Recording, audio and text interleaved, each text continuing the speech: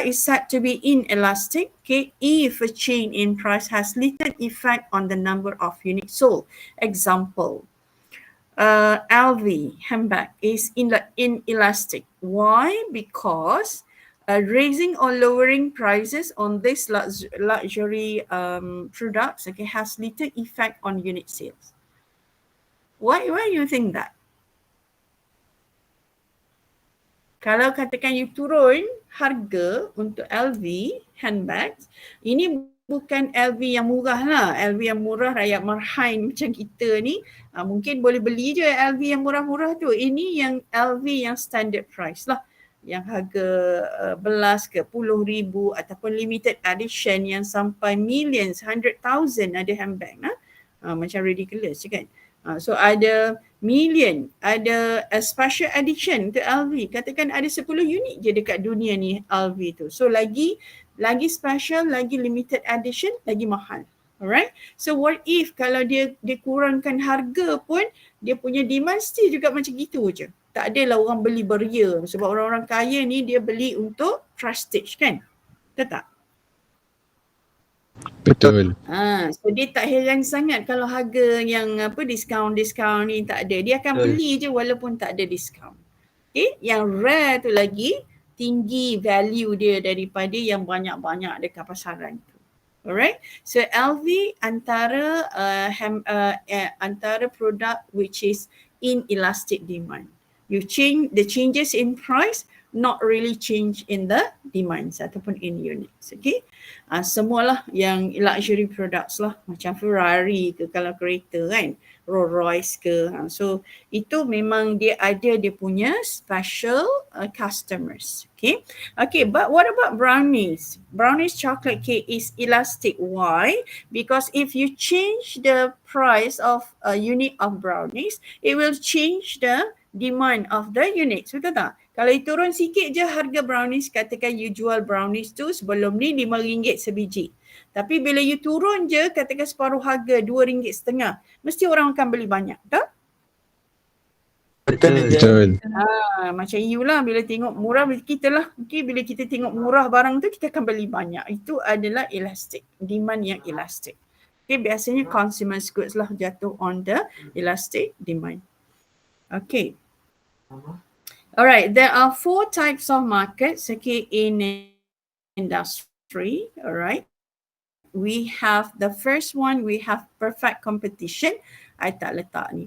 Okay, perfect competition, kita ada monopoly, kita ada monopolistic competition, kita ada oligopoly. Sekejap je, nak cakap kat ayah nanti.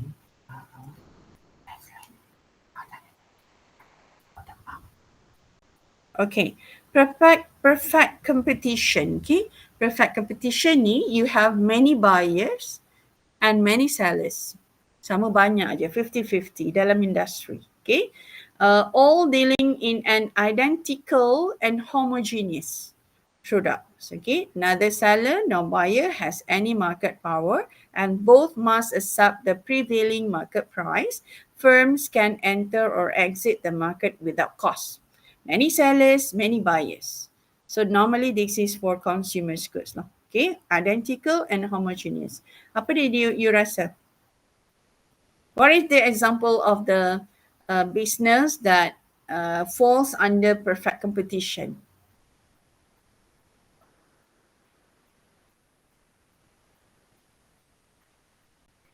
Can you give me an example?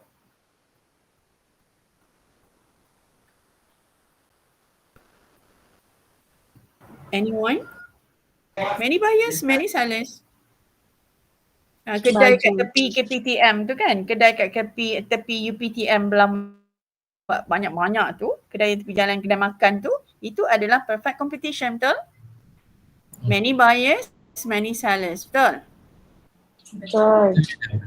Kedai baju, supermarket, okay? Mana-mana supermarket yang jual banyak, pasar malam pun perfect competition. So many buyers, many sellers. So sellers and buyers tu are having the same power. Okay.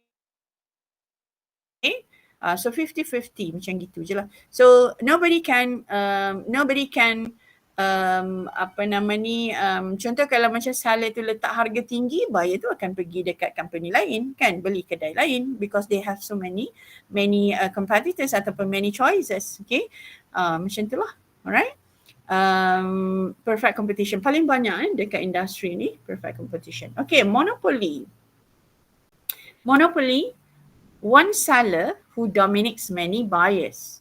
Only one seller, only one business that doing that product. Okay, a monopoly refers to when a company and its product offerings dominate one sector or industry. The monopolist can use his market power to set a profit maximizing price.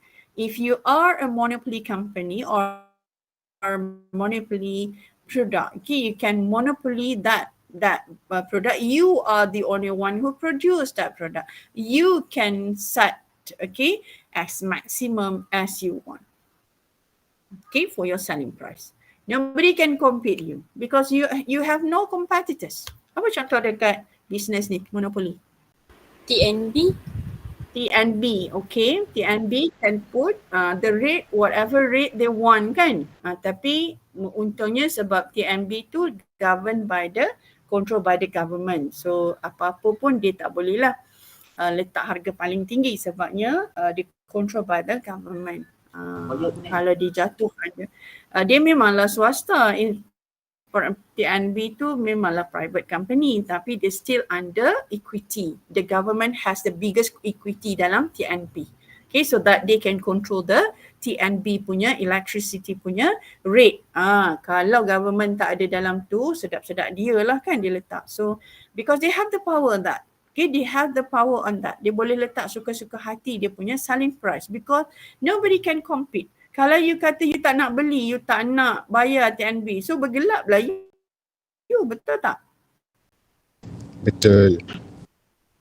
You have no power. The buyer has no power. Okay, the seller has 100% power. Okay, to control the market. Okay, what else? Medium, kalau touch and go tu kira monopoli ke? Touch and go ada banyak lagi. Selain daripada touch and go, kita ada rapid kan. Sekarang ni banyak kan. Betul tak? Cuma touch and go sekarang ni you boleh guna dekat banyak bazar. Kalau dulu dekat touch and go ni dekat mana? Dekat tol je, betul tak? Betul. Sekarang ni you boleh guna touch and go dekat mana? Dekat everywhere, betul tak? Betul. Pakai parking ke, nak masuk supermarket ke, nak bayar ke kan, boleh bayar dengan touch and go. It's not monopoly. Ada lagi benda lain. Kita ada rapid lagi kan, rapid KL tu. Ada macam-macam lagi. Smart tag lah. So semua sama. Dia punya function is not monopoly. Monopoly ni dia satu je. Provide for all, maybe for all consumers, for all customers. So we as a buyers, okay, has no power on that to control the market tu. Siapa lagi? Kalau dulu kita ada, kalau broadcast company yang swasta is actually Astro. Astro tu adalah monopoly.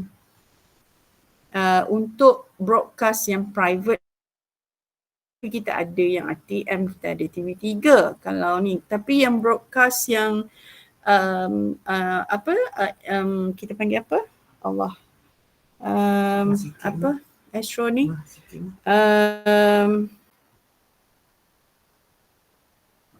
Satellite. Satellite kan dia based on satellite. Kalau macam TV3 bukan satellite. Kalau Astro dia satellite kan. Dia guna satellite untuk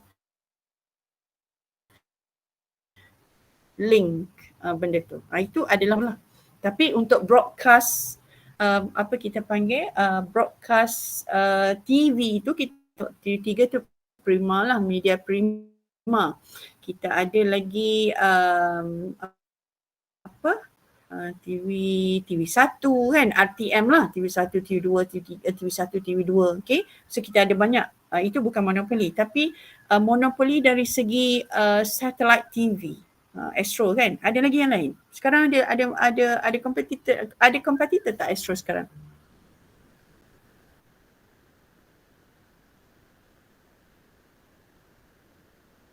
Ada yang pirate. Xiaomi TV. Xiaomi TV satellite. Dia guna Tak, dia bukan satellite kan? Kan? Actually kan dekat Malaysia ni Astro je sebenarnya yang satellite tu. Yang lain tu you dapat mungkin dari segi apa kita panggil, even Netflix tu pun dia actually ambil juga daripada satellite Astro tu. Tak tahulah macam mana Netflix tu kan berfungsi. Dia mesti satellite TV lah, satellite station. Itu yang, kalau yang pirate tu kita tak kira lah kan. Yang beli recorder, Astro, kan ada kan private kan. Yang pirate tu kita tak ambil kira. Itu yang hak persendirian ada. Okay, so kalau ikut pada tu memanglah Astro sekarang ni ada competition sebenarnya. Kalau dulu, kalau penerbangan dulu Mars monopoli the airfare. Dulu sebelum Air Asia ada, sebelum other airfare company ada. Mars je yang ada kat Malaysia ni. Tapi sekarang ni Mars dah ada competitors. Tapi even kalau untuk commercial flight, bukan yang lower cost, but Air Asia kategori dia adalah lower cost, low cost flight. Tapi Mars is not low cost flight. Dia kalau nak compete low cost dengan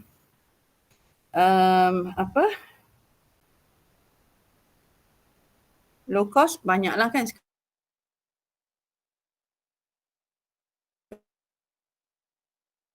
Sekarang ni Malindo pun low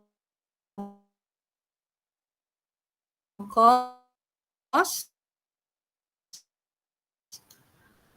Kita ada apa lagi? My Airline kan yang baru tu. Mas apa kita punya tu? Mas apa? Dia punya company tu, yang kapal terbang dia tu, yang low cost dia, yang naik dekat Subang tu. Batik ke madam? Batik Air. Bukan. Batik Air tu Indonesia. Bukan Malindo. Firefly under Mas. Tapi dia untuk low cost. Mas dia tak ada low cost.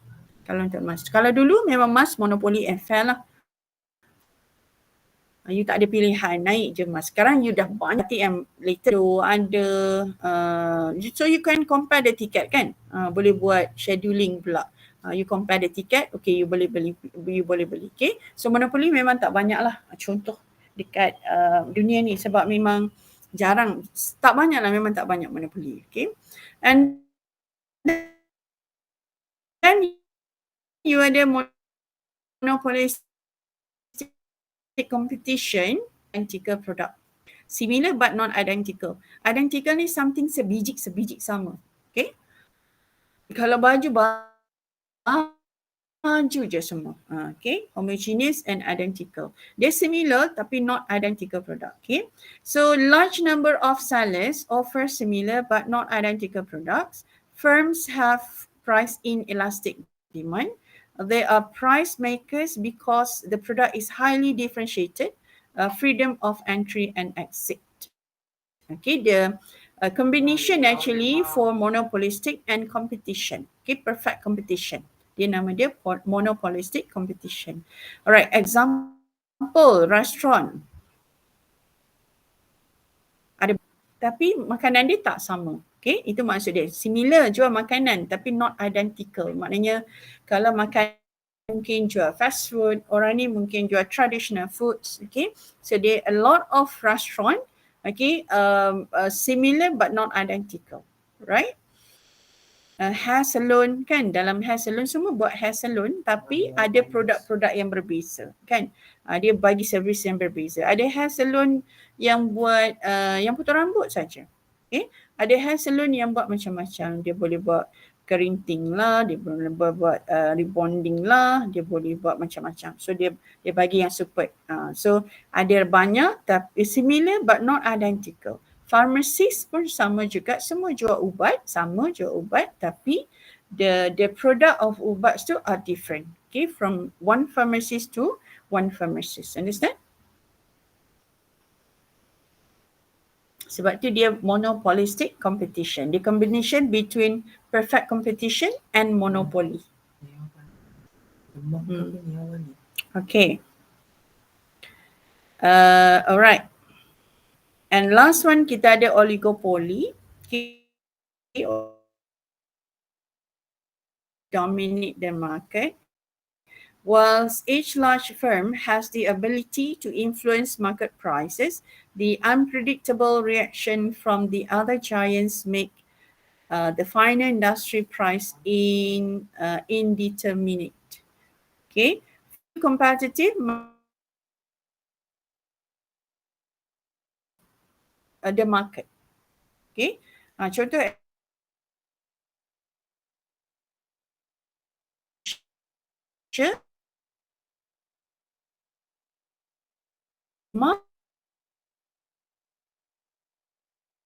ni dah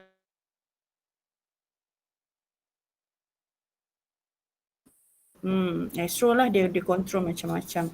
Dulu dia janji kita dia tak nak buat iklan, sekarang dah ada commercial iklan dalam you punya Astro kan.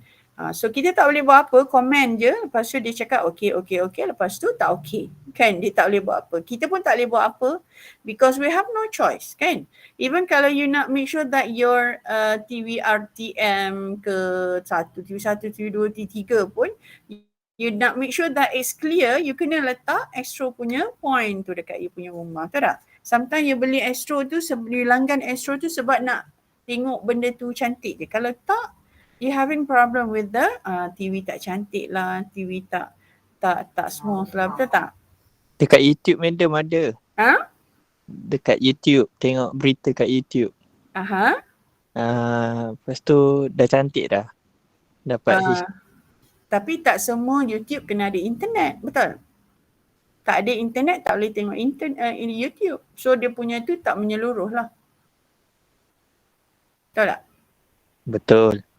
Astro ni you letak je pencawang dia tu, you boleh tengok je Astro selagi ada lah, you letak dia punya pencawang tu sebab dia satellite punya ni ya. Cuma dia keburukan dia kalau ribut ke apa ke, hujan ke, line dia memang tak elok lah. Itu keburukan Astro. Tapi kalau dia okay, you letak mana-mana selagi you ada piring dia tu, so selagi tu lah TV you cantik. Kalau dulu tak ada, sebelum ada Astro, nak tengok TV 3 pun kena adjust you punya area tu kan, tahu tak? Ada yang beli piring ni lah macam-macam jenis piring, nak make sure that your line, your TV tu smooth kan. Kalau tak nanti remut-remut tu kan. Tak boleh. So oligopoly lah Astro. That's why Astro ni dia dah macam immune dah. Orang tegur apa pun because we have no power on that Astro. Dia akan buat macam tu juga lah. Right? Okay? Okay for the 4 markets? Class? Are you okay with these markets? Okay, madam.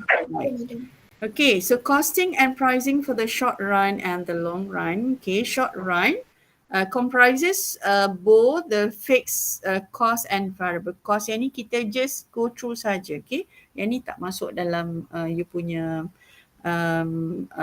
assignment lah. Okay, assignment. This topic will cover for your assignment.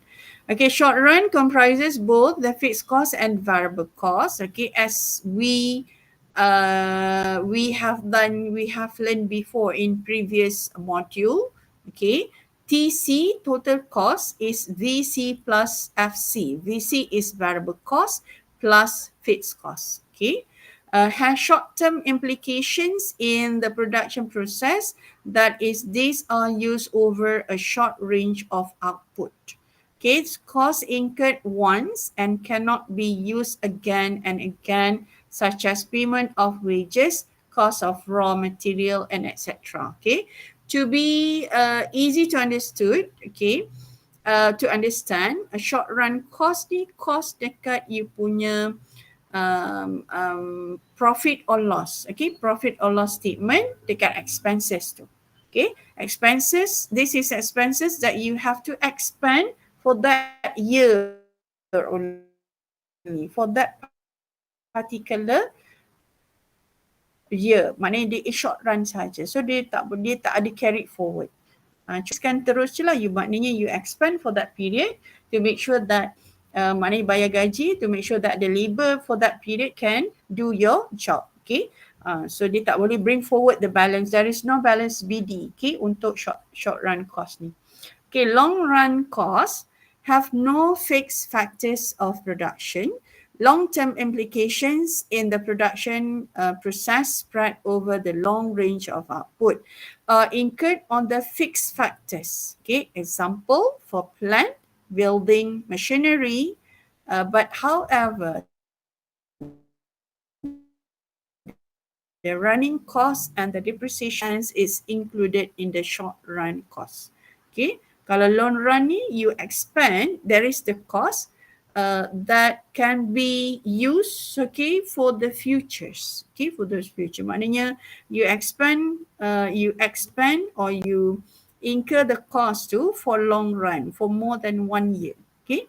Contoh you beli plan you beli, maybe you can use for more than 1 year, 5 years.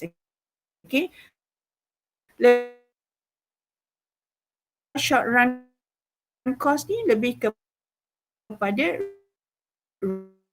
revenues expenditure. Long run capital expenditure is a cost for purchasing of assets. Okay. Fixed asset. Kalau short run, the expense ataupun revenues expenditure, they expend for that particular. Alright. Okay, so there are 3 methods to calculate the selling price tadi. We have the first one, full cost plus pricing, marginal or variable cost plus pricing, and kita ada minimum pricing. Okay, we look at the first full cost plus.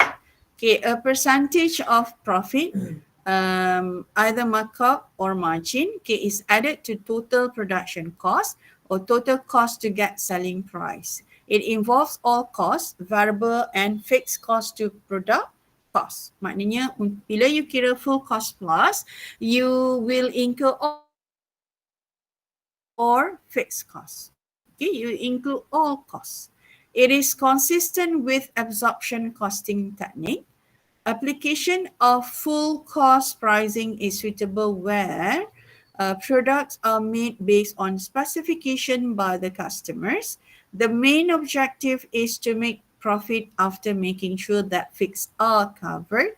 Okay, the demand pattern is difficult to predict. Okay, if you have this kind of situation, so it's good for you to use full cost plus pricing.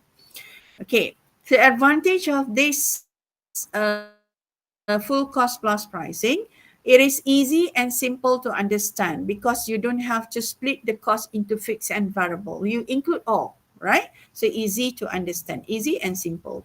Pricing decisions become standardized, okay? Standardized because you have include all costs, fixed and variable. Okay, number 3 is ensures all costs are covered and a reasonable rate of return is achieved.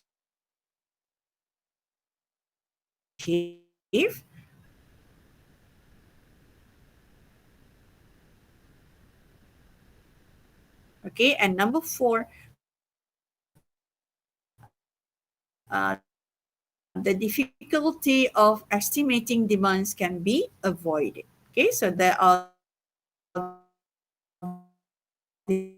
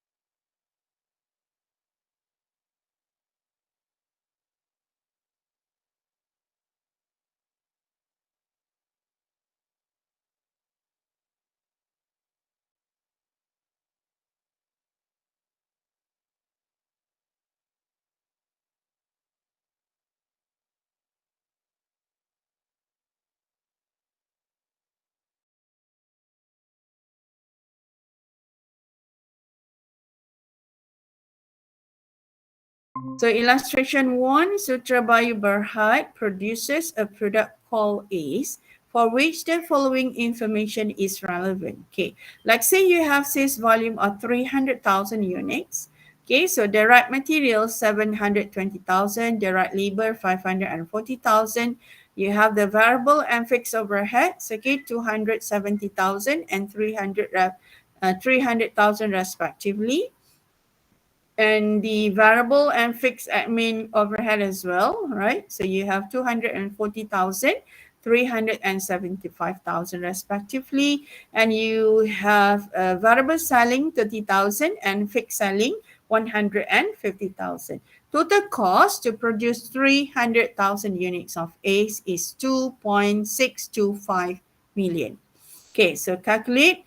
You are required to calculate the selling price of ACE if the pricing policy is to add 45% markup. Okay, so that is the policy. Your profit is based on 45% markup on total cost using full cost plus. Okay, so the system is, ataupun the method is full cost plus. Policy of the profit is 45% markup. Okay, so dua benda tu you have to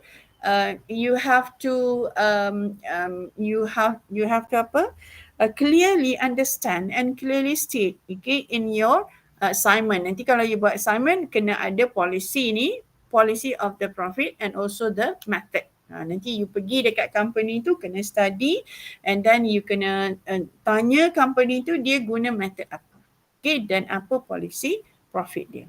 Okay, so how to answer this question?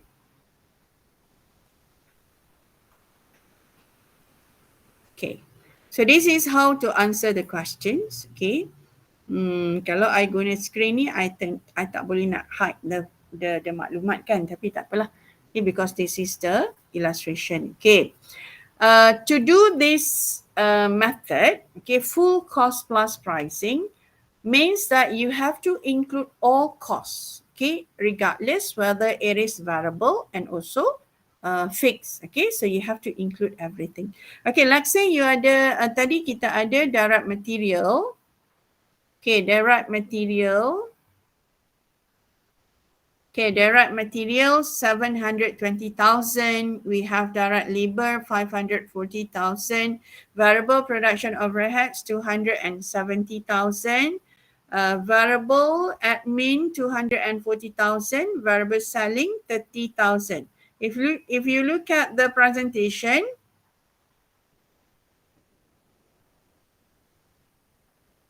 okay, if you look at the presentation, okay, nampak tak? Dia susun dia punya jawapan tu according to total variable cost and fixed cost. Nampak tak?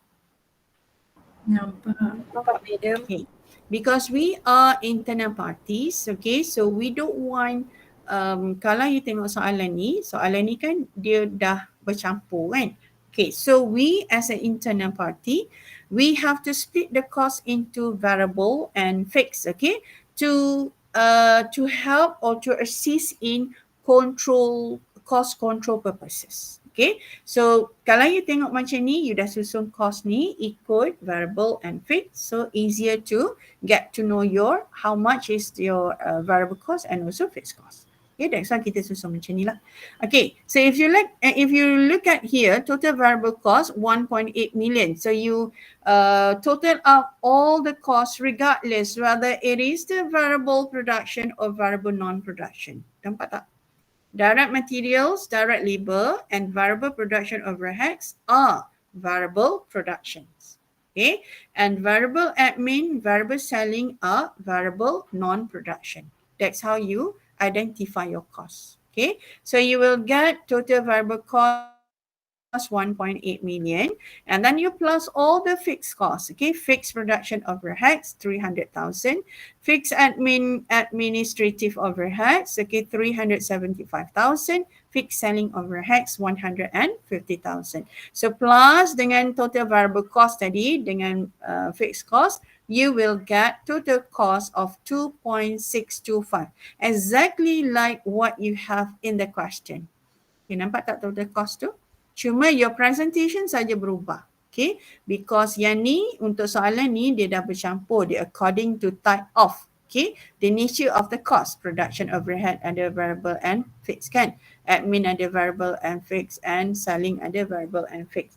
Tapi bila when it comes to the presentation of full cost plus pricing, you have to split your cost into variable and fixed. Okay, so now you have total cost, mesti samalah total cost 2.625 ni.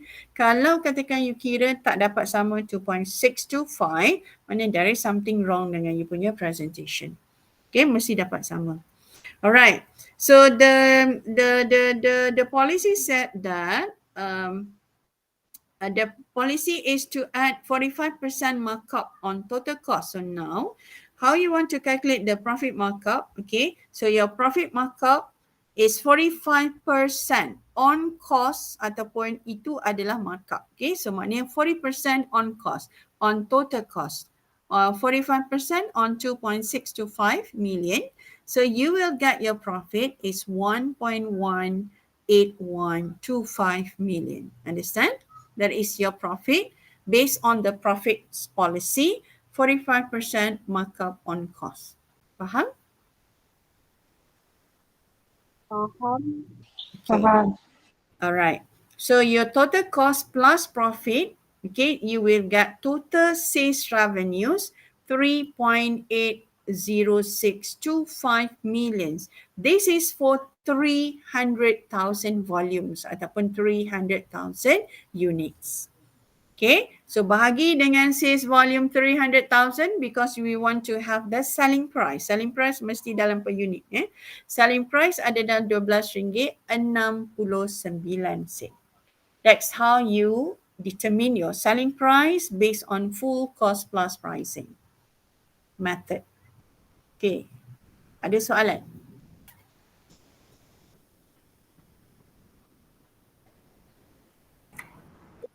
Okay, clear for the full cost?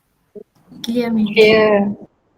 Alright, so easy kan? Senang je nak buat sebab you tak payah nak split the cost into fixed and variable kan? You maknanya you ambil je semua cost, okay? You consider all cost, full cost. Okay, full cost maknanya all cost, variable and fixed. Okay, we go for the second one, marginal cost plus pricing.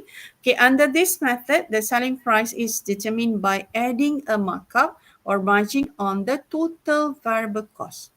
Only variable cost. Okay, so it is based on the idea that any price above the variable cost does produce some contribution and so would be justifiable. Okay, companies must, however, be still cautious so as to ensure that it is sufficient to cover all fixed costs and leave sufficient margin for a reasonable level of profit. Okay, so untuk marginal cost plus pricing, it is only considered for variable cost ataupun marginal cost saja. Okay, okay, so dia akan exclude the fixed cost in the selling price. Right. So kita tengok, kita guna, okay, advantages dia highlights the importance of contribution. It is more useful when tendering for contract because the selling price is lower, definitely lower. Okay, when you use marginal cost plus, your selling price will be lower than your full cost. Okay, so sangat sesuai lah untuk tendering the contract. Sebab kita bila nak masuk kontrak, nak masuk tender, kita mesti dengan harga yang rendah, okay, because to compete with others. The difficulty to absorb fixed cost to product can be avoided. So dia tak ada lah sebab dia tak ada fixed cost, so tak ada lah problem of under or over overhead absorb.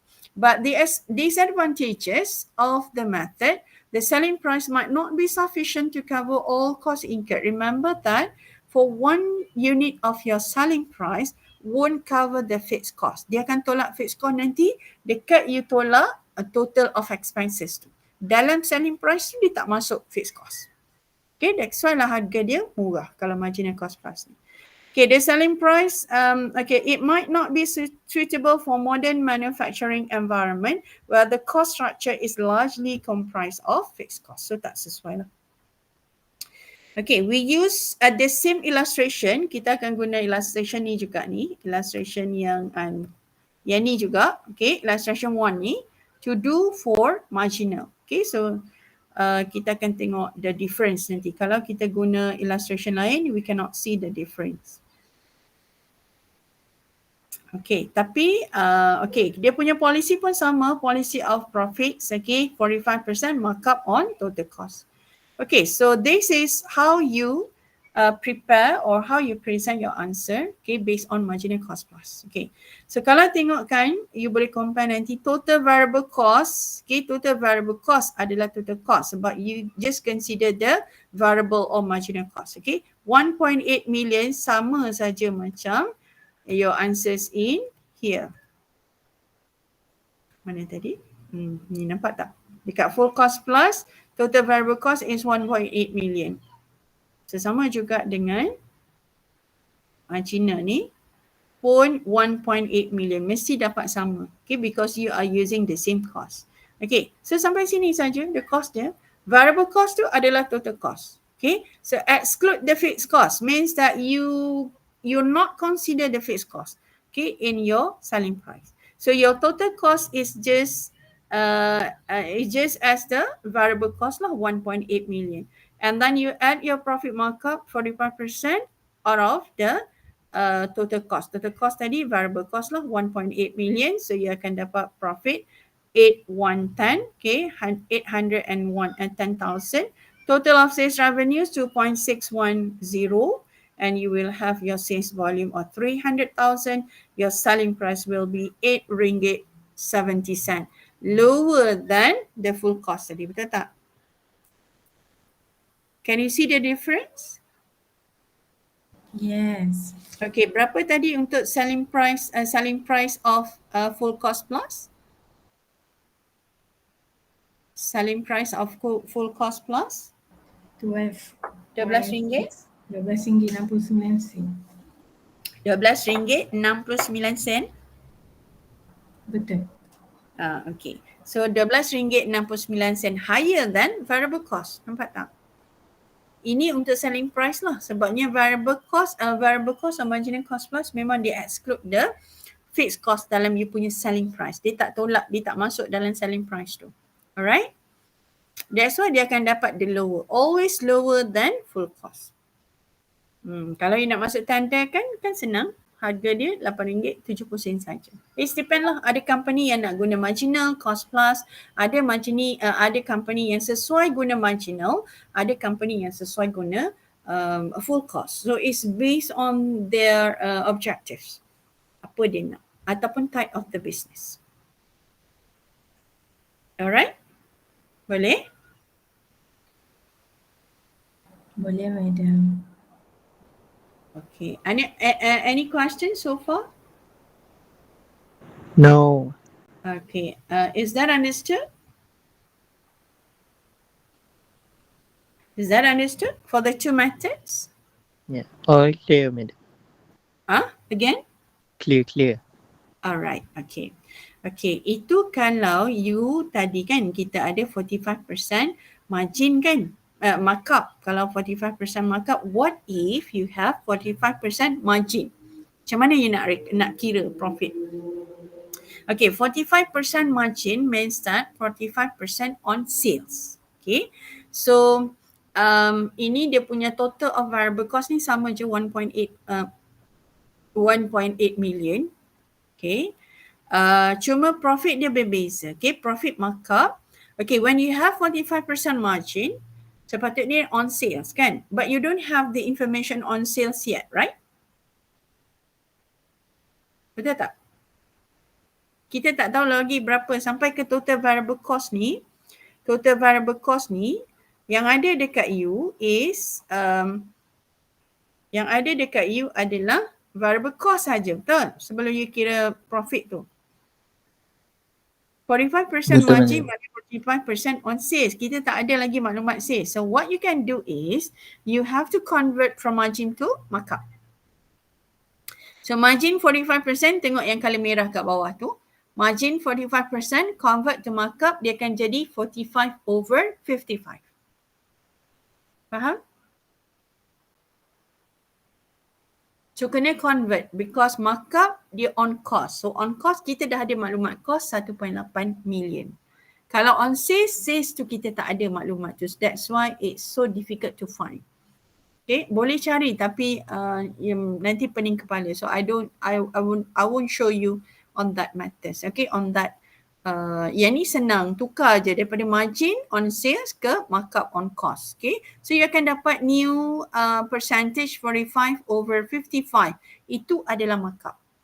So markup, so bila dah dapat markup 45 over 55, terus je lah kali dengan cost. Okay, so you akan dapat total 1.472727 profit and the total sales revenue is 3272727.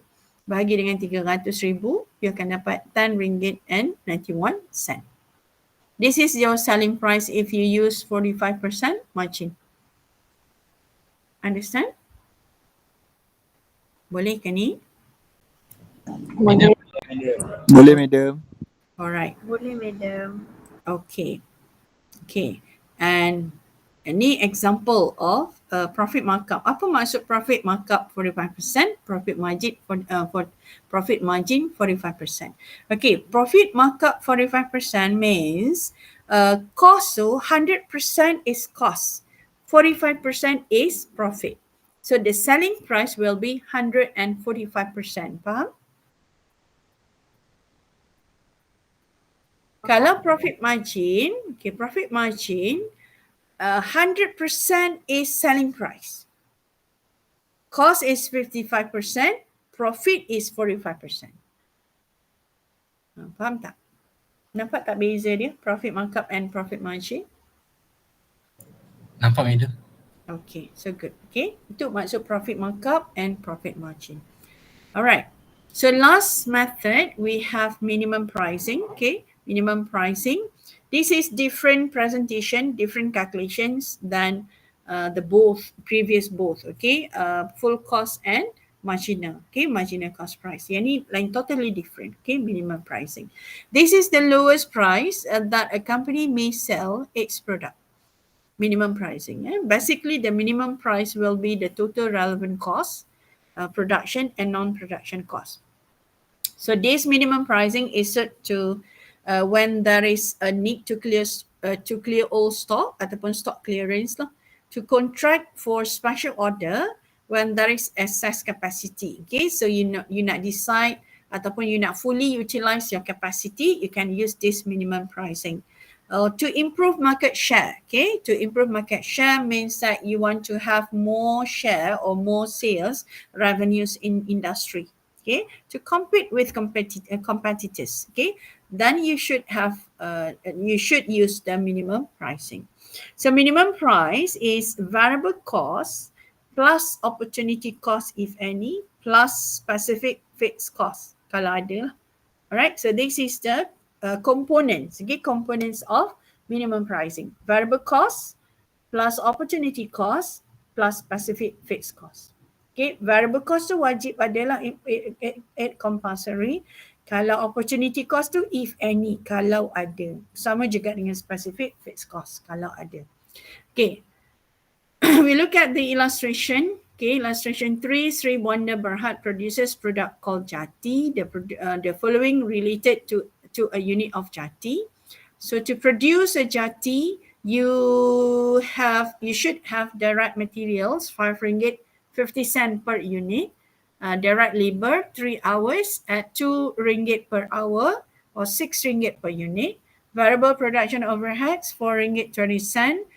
Fixed production overhead, RM2.40. So total is RM18.10.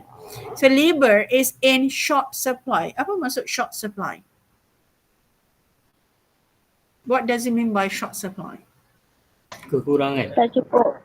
Okay, so you ada limited supply. Okay, ada insufficient supply of labor hours. Okay, so labor will be your limiting factor. Okay, so they are currently being employed to make other product B, which provides a contribution of RM5 per unit. Kenapa dia short supply? Because labor, at the same time, labor is used in the productions of product B. So Jati ni produk baru tapi dia dah ada sekarang ni tengah guna produk B. So that's why dia jadi short supply ataupun limited hours. Okay, each unit of product B requires 2 hours of the same type of labor. Okay, so calculate the minimum price of the Jati. So bila kata minimum price of the Jati, you have to see the 3 components tadi ni, yang warna putih ni. Variable cost, whether you have the variable cost, opportunity cost and specific fixed cost. Okay, so dia akan adalah benda tu. Alright, so how to calculate that one? Okay, direct material, okay, kita ada direct material RM5.50. Direct labor 3 hours at RM2 per hour. Okay, so ada RM6. Variable production overhead, okay, RM4.20. Okay, the first 3, direct material, direct labor and variable production overheads are variable costs, components of variable cost. Okay, and then plus tadi variable cost kan? Nampak tak tu? Variable cost plus opportunity cost. Ada tak opportunity cost? Opportunity cost is benefits foregone when you have chose one alternative. Okay, so you akan ada contribution, loss on contribution. Ada tak loss on contribution for this question? Loss on contribution means that you loss on contribution of existing product. Okay, you want to produce Jati, at the same time you have to sacrifice on product B because you cannot produce product Jati and product B concurrently. Okay, you having problem on labor, so you kena pilih salah satu. If you want to produce Jati, then you have to sacrifice product B. So that is opportunity loss. Okay, opportunity cost lah. Opportunity cost ni maknanya you have loss on contribution of product B. Sebab you nak keluarkan produk Jati, you kena stop lah the produk B ni. So when you stop, you tak dapat lah RM5 seunit untuk produk B tu. That loss on RM5 per unit on product B will be the loss on contribution of existing product, ataupun itu kita panggil dia opportunity cost. Okay, so opportunity cost will always be relevant cost to the business. So kena kira dalam you punya produk Jati tu. Okay, so kita ada opportunity cost, okay, RM7.50. How do you do it? Okay, loss on contribution of product B. Okay, RM5 is contribution per unit for product B. Ini yang you tak dapat nanti. Bahagi dengan 2 jam because nak produce produk Jati and produk B, you perlukan 2 jam seunit ni. Nampak dekat soalan ni. Product B requires 2 hours of the same type of labor. So maknanya 2 jam product B. So 5 bahagi dengan 2 kali dengan 3 jam. 3 jam ni to produce a Jati. So you akan dapat opportunity cost kat situ RM7.50. So maknanya you akan tanggung cost loss on contribution of product B. Loss tu will be your cost dalam produk Jati. Faham tak? So dapat minimum pricing RM23.20. Faham tak? Faham, madam. Okay. Sebenarnya okay. Walaupun nama dia minimum pricing, tapi ini adalah cost kan, betul tak? Ini adalah jumlah cost. RM23.20 tu adalah the lowest cost. That's why bila you nak jual, you kena jual at the lowest cost. The lowest cost tu kita panggil minimum pricing tu. Boleh? Boleh tak jual kurang daripada RM23.20? Produk Jati. Boleh. Boleh tak? Tak boleh sebab you akan rugi. Tapi boleh tak you jual lebih daripada RM23.20? Boleh. Okay, tapi the minimum selling price that you can sell adalah RM23.20. Ini adalah lowest cost. Okay, at the lowest cost.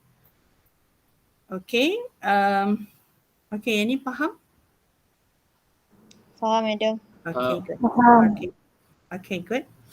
Okay, so yang ni I nak sambung minggu depan untuk other pricing strategies ni.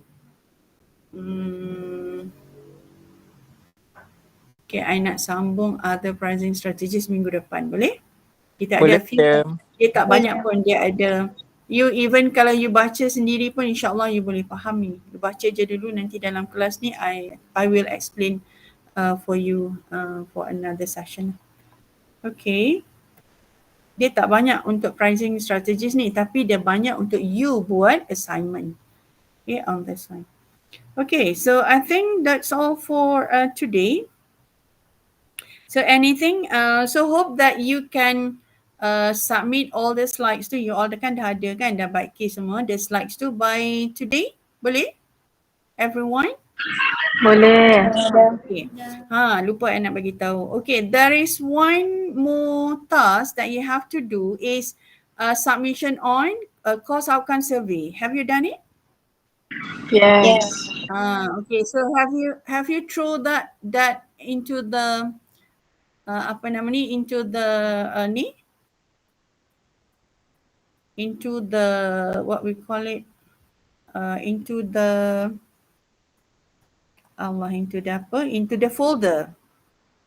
Ada yang dah buat? Dah. Dah buat dah. Dah. 23 baru submit ni section 1 baru 23 orang submit. Ada lebih kurang 10 orang lagi belum submit. Ini untuk 3153. Okay, kita tengok. Saya macam belum je madam. Belum lah tu. Okay, yang ni 3053 belum submit lagi. Ashraf belum submit lagi Ya belum lagi madam. Okay, untuk ni baru 23 orang. Baru 23 orang, so lebih kurang 8 orang lagi kot tak submit. Ataupun 7 orang. 7 atau 8 orang tak submit lagi. So please submit it by tonight boleh? LMS madam. LMS, yes. Tak buka lagi ke LMS tu? Dah buka, tak tengok. Faiza? Fai apa ni? Dah buka madam. Saya Faizan. tengok. Buka. Buat malam ni. Sekejap je benda tu, bulat-bulat je. Okay. Itu sebelum you